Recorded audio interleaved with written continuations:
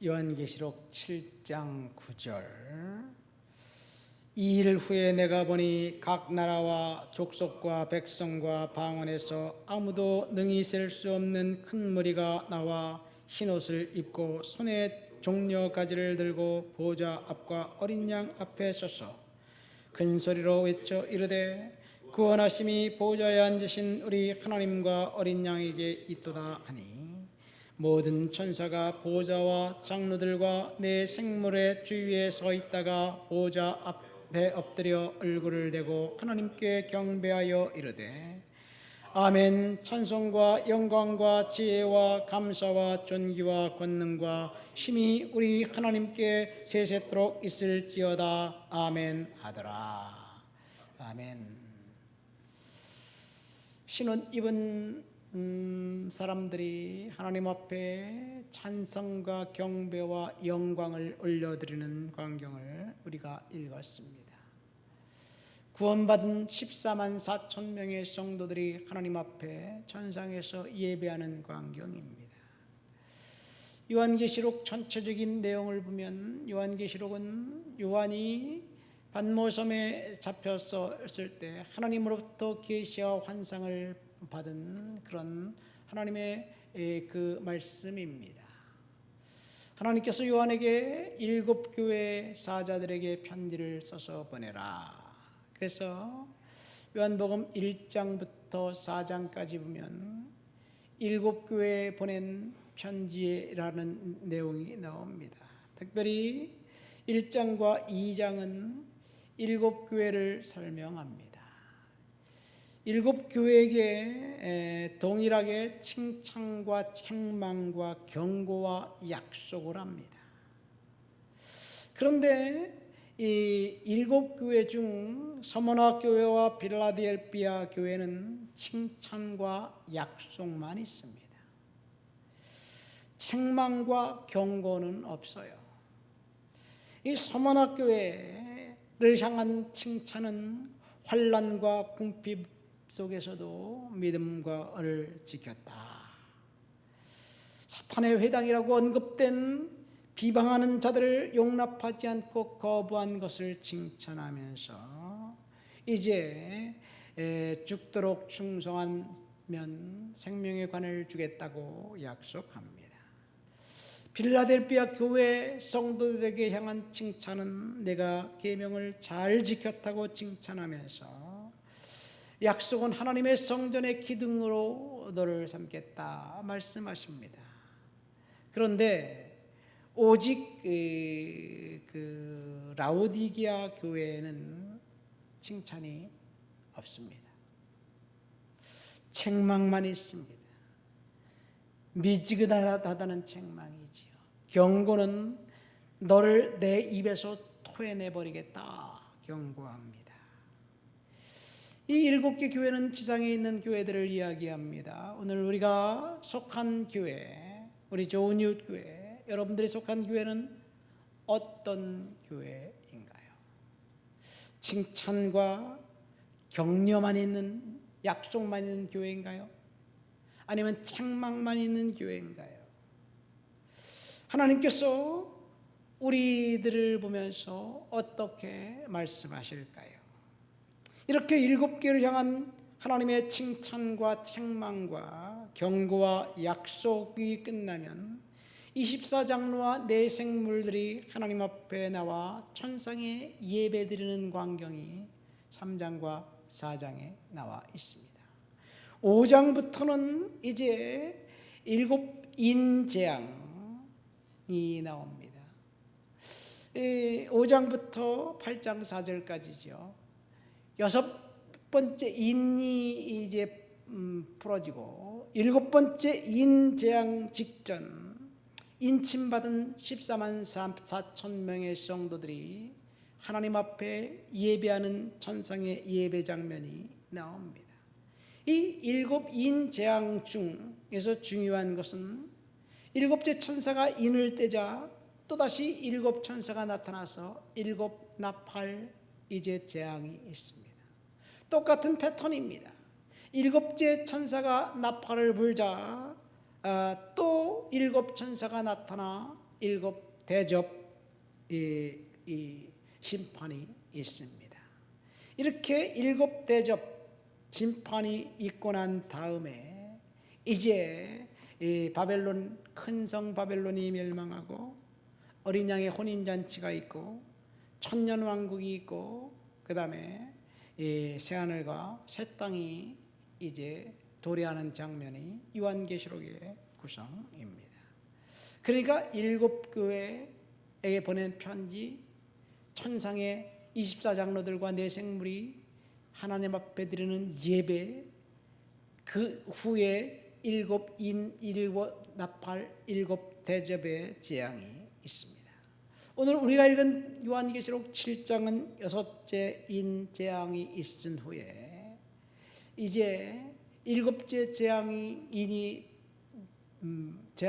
있으면 다시 일곱 나팔 재앙이 있게 됩니다. 이때 믿음을 지킨 14만 4천 명의 성도들이 일곱 천사와 함께 하나님을 예배하는 장면입니다. 요한계시록 5장으로 가면 일곱 인으로 봉인된 두루마리 환상을 봅니다.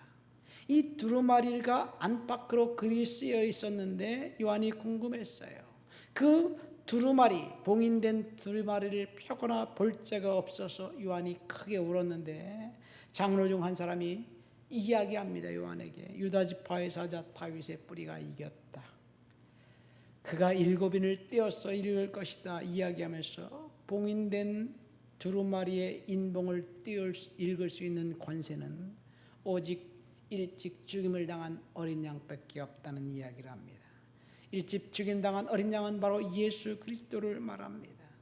예수님이 마지막 심판 때 이제 두루마리 인봉을 떼어 읽을 때 환난과 심판이 이 땅에 임할 거예요. 그 두루마리가 뭘까? 생명책일까? 저와 여러분들의 인생의 모든 이 삶의 기록들이 기록되어 있는 책일까? 이것이 마지막 심판 바로 앞에 있을 대환란 때 환상입니다. 대환란이 있기 전에 하나님께서 14만 4천이라고 명명된 성도들을 이제 완벽하게 보호하셔서 그들이 하나님 앞에 예배합니다. 그러나 아직 두루마리가 개봉된 것은 아닙니다. 두루마리를 보좌에 앉으신 하나님께 어린 양 되신 예수님께서 주셨습니다. 그때 네 생물과 24장로들이 어린 양 앞에 찬양과 경배를 올려드립니다. 그와 동시에 네 생물과 24장로들이 손에 향이 가득한 금대접을 가지고 하나님 앞에 올라가요. 이 금대접은 성도들의 기도예요. 저와 여러분들의 기도가 하나님 앞에 상달되어서 지금 그곳에서 하나님 앞에 예배 중에 그 금대접이 이제 쏟아져 내리면 하나님께서 저와 여러분들에게 응답해 주시는 거예요. 우리 이 광경을 한번 머릿속으로 상상해 볼까요? 천상에서 하나님 앞에 예배가 있습니다. 그때 우리의 기도 제목들이 천상 예배 중간에 하나님 보좌에 앉으신 어린 양에게 올려지고 그 앞에서 대접이 이제 쏟아지면 저와 여러분들의 기도가 응답이 있다는 것. 그래서 우리는 기도의 향을 계속해서 하나님 앞에 피워야 될 줄 믿습니다. 오늘 본문에 보면 이제 요한계시록 6장에 6가지 인봉을 떼자 지상에 큰 환란이 임합니다. 이 환란이 임하자 그때 그 환란은 자연재해, 전쟁, 경제적인 봉쇄조치, 흉년, 사망 이런 것을 이야기합니다. 이때 여섯째 인을 떼자 여기에 두 종류의 사람이 등장해요. 첫 번째는 666이고 두 번째는 14만 4천 명입니다. 666은 심판받을 그 세상의 모든 사람들을 말하고 그리고 14만 4천 명은 저와 여러분들과 같이 구원받은 하나님의 자녀들이에요. 그 어떤 재난이 와도 저와 여러분들은 하나님으로부터 보호받을 하나님의 백성들임을 이야기합니다. 이마에 인침받은 14만 4천 명, 이것이 오늘 우리가 읽은 본문 우리가 9절부터 읽었는데 바로 앞에 나와 있습니다. 이 14만 4천 명은 진노의 큰 날에 심판의 천사들로부터 보호와 구원을 받게 됩니다. 이들은 이후 천상에 올라가서 하나님과 어린 양 앞에서 예배를 드리는 거예요. 이 예배 드리는 광경이 오늘 우리가 읽은 본문 말씀입니다. 9절 말씀 보세요. 2일 후에 내가 보니 각 나라와 족속과 백성과 방 안에서 아무도 능히 셀 수 없는 큰 무리가 나와 흰옷을 입고 손에 종려나무 가지를 들고 이제 보좌 앞과 어린 양 앞에 서서 큰 소리로 외쳐 이르되 구원하심이 보좌에 앉으신 우리 하나님과 어린 양에게 있도다. 14만 4천 명이 구원하심이 보좌에 앉으신 하나님과 어린 양에 있다고 이제 찬송하니까 모든 천사와 내 생물이 거기에 화답하면서 이렇게 이야기합니다. 아멘. 찬송과 영광과 지혜와 감사와 존귀와 권능이 우리 하나님께 세세토록 있을지어다. 저와 여러분들이 환난 당하기 전 들림 받아서 하나님 앞에 예배하는데 이 사람들은 어린 양의 피에 옷을 씻어 시게 한 흰옷을 입은 사람들입니다. 14만 4천 명이에요. 14만 4천 명에 대해서 그 여호와 증인, 안식교, 신천지 이런 데서 이상하게 해석해서 성도들을 유혹합니다.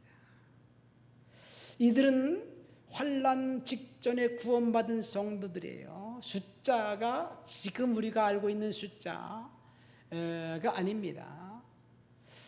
하나님 천상의 숫자와 지상의 숫자가 어떻게 같을 수가 있겠어요? 하나님께서는 천년이 하루가 천년 같다고 말씀하시는데, 그런데 14만 4천 명이 지금 1, 2, 3, 4 14만 4천일까요?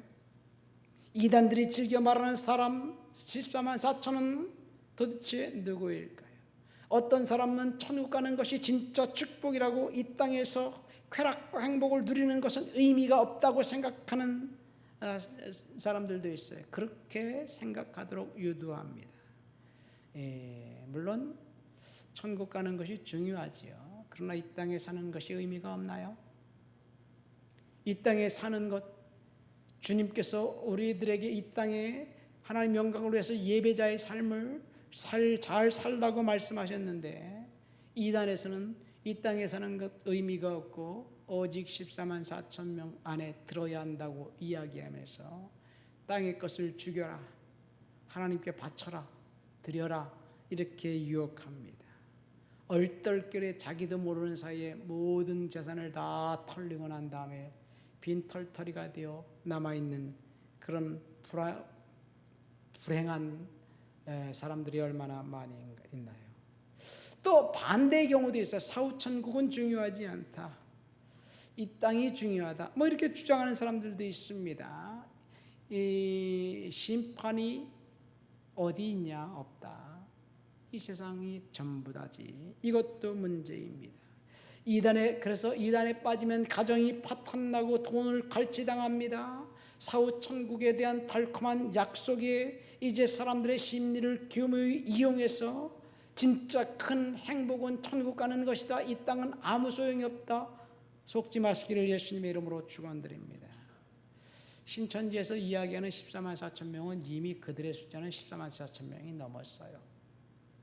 그래서 이제는 그들은 진성 14만 4천 명, 진짜와 가짜를 가려야 된다라고 이야기하면서 자기들끼리 내부 충성을 유도하고 더 많은 헌신을 강요하고 더 많은 재산을 바치도록 요구합니다. 이단에 한 번 빠지면 영혼과 육신이 탈탈 털려서 저주 가운데 있을 수밖에 없어요. 이것이 이 사탄의 유혹이에요. 사실 14만 4천은 요한계시록 6장에만 나오지 않습니다. 14장에 가면 또 한 번 14만 4천 명이 나옵니다. 14만 4천 명이 14장 3절에 보니까 그들이 보좌 앞과 네 생물과 장로들 앞에서 새 노래를 부르니 땅에서 속량함을 받은 14만 4천 밖에는 능히 이 노래를 부를 자가 없다. 어린 양을 따르는 자들로 여자와 더불어 더럽히지 아니한 자를 이야기합니다. 거룩한 전사들입니다. 하나님 앞에 믿음의 정절을 잘 지킨 사람들을 이야기합니다. 그리스도의 신부라고 이야기합니다. 저와 여러분들의 하나님을 예배하는 예배자를 말합니다. 이것은 하나님 앞에 환난을 피하고 구원받게 된 성도들 우리들입니다. 우리들이 하나님 예수님께서 재림하실 때 휴거 직전에 성도들이 이제 들림 받아서 하나님 앞에 예배하고 하나님을 높여드리는 예배자로 하나님이 쓰실 거예요. 이 일이 있은 후에 이제 사탄이 무저경에 갇히고 천년 왕국이 시작될 것입니다. 사탄은 갇히고 천년 왕국이 시작되고 천년 왕국이 지나고 난 다음에 잠깐 사탄이 놓여서 다시 세상에 불화하다가 이제 마지막 심판이 있습니다. 이것이 요한계시록 그 마지막 뒷부분의 이야기입니다. 자, 중요한 것은 우리가 예수님이 재림하신다, 종말이 온다, 굉장히 중요해요. 종말을 기대하면서 재림의 날을 우리는 사모하면서 기다려야 될 줄 믿습니다. 그러나 우리는 이 우주적인 종말이 오기 전에 개인적인 종말을 먼저 맞을 거예요. 예수님께서 분명히 재림하실 거예요. 예수님이 재림하시는 그 순간 우리가 이 땅에 살면서 주님의 재림을 목격하고 휴거된 성도가 된다면 얼마나 좋겠어요. 재림을 기다리지만 동시에 주님의 재림보다 먼저 우리가 하나님 앞에 가게 될 거예요. 개인적인 종말입니다. 그래서 중요한 것은 우주적인 종말도 중요하지만 그것보다 더 중요한 것은 개인적인 종말이에요. 죽음이 이 세상과 이승과 저승을 가를 때 우리가 주님 앞에 이제 심판받을 그날을 기억하면서 살아있는 동안 하나님 앞에서 거룩한 예배자로 살아야 될 줄 믿습니다. 저와 여러분들은 구원받은 하나님의 백성 14만 4천 명의 성도로 하나님을 향한 예배자로 하나님이 부르셨어요. 예배자로서 하나님 앞에 오늘도 예배하며 살아가시게 되시기를 예수님의 이름으로 축원드립니다. 하나님 아버지 감사합니다. 나를 예배자로 부르셨고 하나님을 찬양하고 경배하는 하나님의 자녀 하나님 백성 삼아주시니 감사합니다. 주님, 하나님 앞에 온전히 예배하며 오늘 하루도 보내도록 도와주옵소서. 예수님의 이름으로 기도합니다. 아멘.